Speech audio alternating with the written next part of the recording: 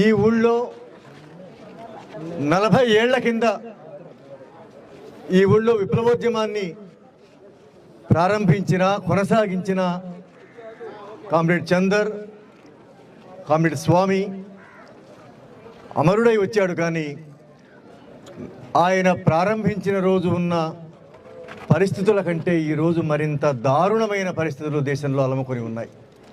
కేవలం దేశంలో మాత్రమే కాదు, ప్రపంచవ్యాప్తంగానే ఈరోజు అసలు ప్రజలకు, ప్రజాస్వామిక విలువలకు, ప్రజల ఆకాంక్షలకు వ్యతిరేకంగా పాలక వర్గాలు చెలరేగిపోతున్న ఒక యుద్ధ వాతావరణంలో ఈరోజు మనం ఉన్నాం.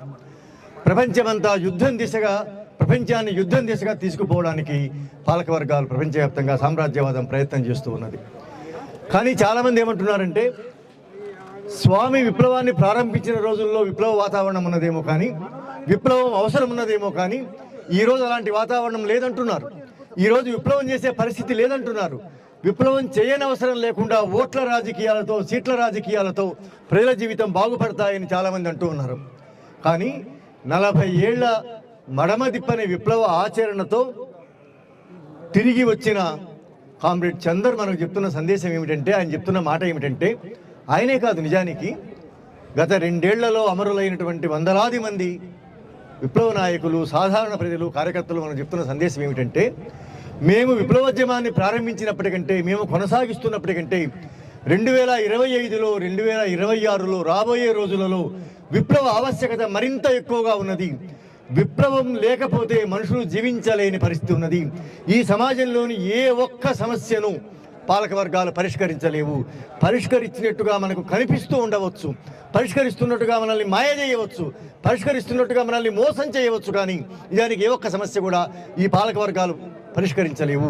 అది రాష్ట్ర ప్రభుత్వాలు కానీ, కేంద్ర ప్రభుత్వాలు కానీ పరిష్కరించలేవు. ఈ సమస్యల పరిష్కారం అనేది మౌలికంగా వ్యవస్థ మార్పులో భాగంగా జరగవలసి ఉన్నది. ఈ సమాజాన్ని మౌలికంగా మార్చినప్పుడే, విప్లవాత్మకంగా మార్చినప్పుడు మాత్రమే ఈ సమస్యలన్నీ పరిష్కారం అవుతాయి. కాబట్టి మన రోజువారీ జీవితంలోని ఏ చిన్న సమస్య కానీ, పెద్ద సమస్య కానీ ఏది విడిగా ఉన్నది కాదు. కేవలం అది అనుకోకుండా వచ్చిపడ్డది కాదు, మన ప్రారంభం వల్ల వచ్చిపడ్డది కాదు. మనం దాన్ని అర్థం చేసుకుంటే, దాని లోతులు పరిశీలిస్తే మొత్తంగా కొన్ని వందల ఏళ్ల ఆధునిక భారతదేశ చరిత్రలో భాగంగా ఈ సమాజ గర్భంలో నుంచి, ఈ సమాజపు ఈ వ్యవస్థ లోపలిలో నుంచి ఈ సమస్యలన్నీ ముందుకు వచ్చాయి. కాబట్టి వ్యవస్థను మార్చకుండా, వ్యవస్థను మార్చే ఆలోచన ఏది చేయకుండా పై మరమ్మతులతోటి మన సమస్యలు ఏవి పరిష్కారం కావు అని చెప్పడం కామ్రేడ్ చందర్ జీవితము, ఆయన అమరత్వం ఈరోజు మనకు సందేశం ఇస్తూ ఉన్నది. అది ఒక అంశం. రెండవది ఏమిటంటే, ఆ రోజుల కంటే ఈరోజు విప్లవం చేయవలసిన అత్యవసరమైనటువంటి ఒక స్థితి ఏర్పడి ఉన్నది. కేవలం భారతదేశంలోనే కాదు, ఒక పక్కన పాలక వర్గాలు, సామ్రాజ్యవాదము యుద్ధం దిశగా సమాజాన్ని తీసుకుపోతున్నాయి, చరిత్రను తీసుకుపోతున్నమాట వాస్తవం. కానీ మరొక వైపు నుంచి ఆలోచించామంటే అనేక ఆటుపోట్ల మధ్య, అనేక సంక్షోభాల మధ్య, అనేక ఎదురుదాడుల మధ్య ప్రజలు విప్లవాన్ని కోరుకుంటున్నారు. విప్లవాన్ని విజయవంతం చేయగల సమరశీల శక్తిగా ప్రజలు రూపొందడానికి తగిన భౌతిక పరిస్థితి, చారిత్రక పరిస్థితి ఈరోజు తయారవుతూ ఉన్నది. దాన్ని అర్థం చేసుకొని దానికి నాయకత్వం వహించవలసిన అవసరం ఉన్నది. అట్లాగా విప్లవోద్యమానికి తాను నాయకత్వం వహిస్తూ కామ్రేడ్ చందర్ ఆయన ప్రాణాన్ని త్యాగం చేశాడు. కాబట్టి ఇది ఆయన అమరత్వంలోని రెండవ అతి ముఖ్యమైన విషయం. మూడవది ఏమిటి అంటే, ఈ మొత్తంలో పరిశీలించామంటే బహుశా 21వ శతాబ్దంలోనే మిత్రులారా, 21వ శతాబ్దపు ప్రపంచ విప్లవోద్యమాలలోనే మావోయిస్టు పార్టీ ఒక అద్భుతమైన సామాజిక, రాజకీయ, సాంస్కృతిక ప్రయోగంగా ఈరోజు ముందుకొచ్చింది. దాని ముందు చాలా సవాళ్ళు ఉన్నమాట వాస్తవం. అది ఈరోజు నిర్బంధంలో చుట్టుకుపోయిన మాట వాస్తవం. దాన్ని ఈరోజు భారత రాజ్యం చుట్టుముట్టిన మాట వాస్తవం. చాలా నష్టపోయి తీవ్రమైన సంక్షోభంలో ఉండి ఉండవచ్చు. కానీ గెలిచిన విప్లవాలు ఏవైతే ఉన్నాయో, 20వ శతాబ్దంలో విప్లవాలు ఏవైతే ఉన్నాయో, మనం చదువుకుంటున్నటువంటి రష్యా విప్లవము లేదా చైనా విప్లవం లాంటివి, క్యూబా విప్లవం లాంటివి ఎట్లయితే ఉన్నాయో, అట్లాగే గత 40-50 ఏళ్ల ప్రపంచ విప్లవోద్యమాలలోనే గణనీయమైన అనుభవాన్ని గడించిన ఉద్యమం భారత మావోయిస్టు ఉద్యమం. ఒక విప్లవ పార్టీ విప్లవాన్ని విజయవంతం చేయాలంటే అది ఎట్లా ఉండాలో నిర్మించి, ఆచరించి, నిరూపించిన ఉద్యమం ఏమిటంటే మావోయిస్టు ఉద్యమం. విప్లవ పార్టీ సమరశీలంగా ఉండాలి, త్యాగపూరితంగా ఉండాలి, చారిత్రక దృష్టి కలిగి ఉండాలి, అది మేధోశక్తిని కలిగి ఉండాలి, ఈ సమాజపు మొత్తం మేధస్సుకు అది కేంద్రంగా ఉండాలి, ఈ సమాజంలోని ప్రజల ఆలోచనలన్నింటినీ ఆకాంక్షలన్నింటినీ వాళ్ళు వ్యక్తం చేసినా వ్యక్తీకరించకపోయినా అన్ని కోరికలను అన్ని ఉద్వేగాలను అన్ని చారిత్రక స్థితిగతులను గ్రహించి వాళ్ళను విప్లవంలోకి తీసుకురాగల పరిణతి పొందినటువంటి ఒక మేధో బృందంగా కార్మిక వర్గ అగ్రగామిగా కమ్యూనిస్ట్ పార్టీ ఉండవలసిన అవసరం ఉంటుంది. అట్టా తాను ఉండి 50 ఏళ్ల ఆచరణలో భారత మావోయిస్టు ఉద్యమం నిరూపించుకున్నది, మావోయిస్టు పార్టీ నిరూపించుకున్నది. కాబట్టి విప్లవ పార్టీ ఎలా ఉండాలి, విప్లవాన్ని ఎలా నిర్మించాలి, విప్లవాన్ని ముందుకు తీసుకుపోవడంలో ప్రజలతో ఎట్లా కనెక్ట్ కావాలి, ఒక 3 తరాల 4 తరాల భారత ప్రజలను, అనేక రాష్ట్రాల ప్రజలను, అనేక జాతుల ప్రజలను, అనేక కులాల ప్రజలను మావోయిస్టు ఉద్యమం వాళ్ళ దగ్గరికి వెళ్ళింది, వాళ్ళ హృదయాన్ని ముట్టుకున్నది, వాళ్ళ మనసులోకి చేరుకున్నది, వాళ్ళ చైతన్యంలో భాగమైంది, వాళ్ళని తనలో భాగం చేసుకున్నది. అంటే విప్లవం చేయడానికి అవసరమైనటువంటి ఒక రాజకీయ, ఆర్థిక, సాంస్కృతిక, నైతిక వ్యూహం ఏదైతే ఉన్నదో అది మావోయిస్టు ఉద్యమానికి చాలా స్పష్టంగా ఉన్నందువల్లనే అది ఇన్ని అద్భుతమైన విజయాలు సాధించింది.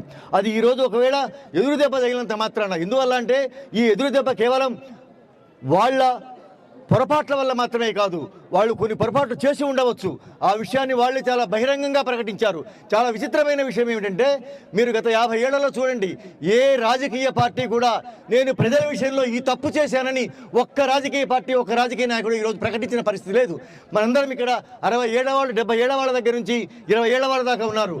రాష్ట్ర ప్రభుత్వం, రాష్ట్రంలో కానీ కేంద్రంలో కానీ ఏ రాజకీయ పార్టీ కూడా అయ్యా మీ విషయంలో మేము తప్పు చేశాము, లేకపోతే మీ సంక్షేమంలో మేము ఈ పొరపాటు చేశాము, మీకు ఈ నష్టం కలిగించాము అని ఒక్క రాజకీయ పార్టీ కూడా చెప్పడం లేదు. కానీ సిపిఐ మావోయిస్టు ఈ ప్రజల విప్లవాన్ని ముందుకు తీసుకుపోవడంలో, ప్రజలకు విముక్తి కలిగించడంలో, విప్లవోద్యమాన్ని వేగంగా ముందుకు తీసుకుపోవడంలో తానుగా గ్రహించలేకపోయిన విషయాలను, తన పొరపాట్లను చాలా స్పష్టంగా, వినయంగా, నిజాయితీగా సమాజం ముందు ప్రకటిస్తూ ఉన్నది.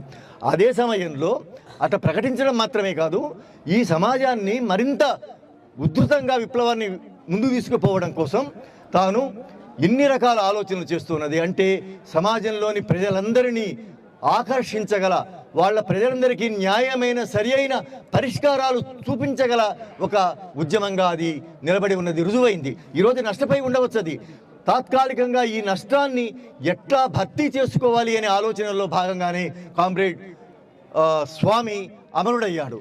ఆయన దీర్ఘకాలిక ప్రజాయుద్ధం పట్ల, విప్లవోద్యమంలో ఒక పెద్ద సంక్షోభం లేవనెత్తిన సమయంలో ఆయన ఆ రాజకీయ పంథాకు, ఎందువల్ల అంటే ఆ రాజకీయ పంథా చారిత్రకమైనది, సత్యమైనది, ఆచరణలో రుజువైనది. అనేక ఆటుపోట్ల మధ్య, అనేక నష్టాల మధ్య కూడా ఆ పంథా సరైనదని రుజువైంది. కాబట్టి దాన్ని అంటిపెట్టుకునేవలసిన అవసరం ఉంది. దాన్ని వదిలేయడం అంటే ప్రజలకు ద్రోహం చేయడం అవుతుంది, చరిత్రకు ద్రోహం చేయడం అవుతుంది.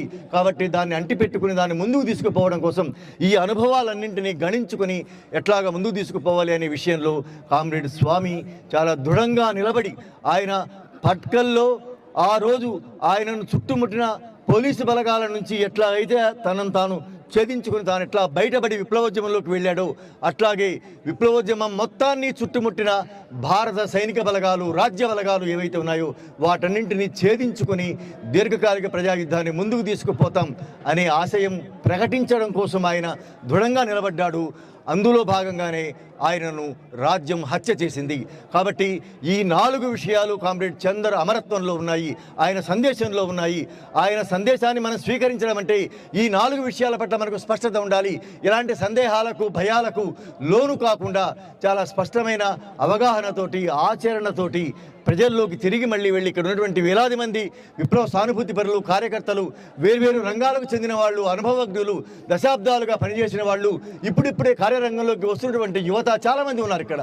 మనందరము పూనుకుంటే, మనందరము తిరిగి మళ్ళీ ఒక ఉజ్వలమైన ఉద్యమాన్ని మనం నిర్మిద్దామని మనం సిద్ధమయ్యామంటే తప్పనిసరిగా భారత విప్లవోద్యమం ఈ ఆటుపోట్ల నుంచి లేచి నిలబడి ఒక పెద్ద అంగ తీసుకొని అది తన చారిత్రక కర్తవ్యాన్ని అది నెరవేర్చుతుంది. ఆ పని మనం చేయడం మాత్రమే కామ్రేడ్ చందరకు, కామ్రేడ్ నవతకు మనం ఇచ్చే నివాళి అవుతుంది. అది కాకుండా ఆ పని చేయకుండా మనం ఎన్ని మాటలు మాట్లాడినా ప్రయోజనం లేదు. కాబట్టి ఈరోజు ఆయన భౌతిక గాయం దగ్గర మనం ఇక్కడ ఈ ఊరేగింపులో మనం మాట్లాడుతున్నామంటే అర్థం ఏమిటంటే మనం చలనంలో ఉన్నామని అర్థం, మనం కదలికలో ఉన్నామని అర్థం. ఆయన భౌతిక గాయం అక్కడ చలనరహితంగా ఉంది, ఆయన చూపులు ఆగిపోయాయి, ఆయన శ్వాస ఆగిపోయింది. కానీ మనం చలనంలో ఉన్నాం, మనం మాట్లాడుతున్నాం, ఆలోచిస్తున్నాం, వింటున్నాం. అంటే మనం సజీవంగా ఉన్నాం. మనం సజీవంగా ఉన్నాం కాబట్టి భారత విప్లవోద్యమాన్ని సజీవంగా నిలబెట్టవలసిన కర్తవ్యం మన మీద ఉన్నది. ఈ పని మనం చేయడమే ఆయన స్మృతికి మనం ఇచ్చే నివాళి అంటూ ముగిస్తున్నాను.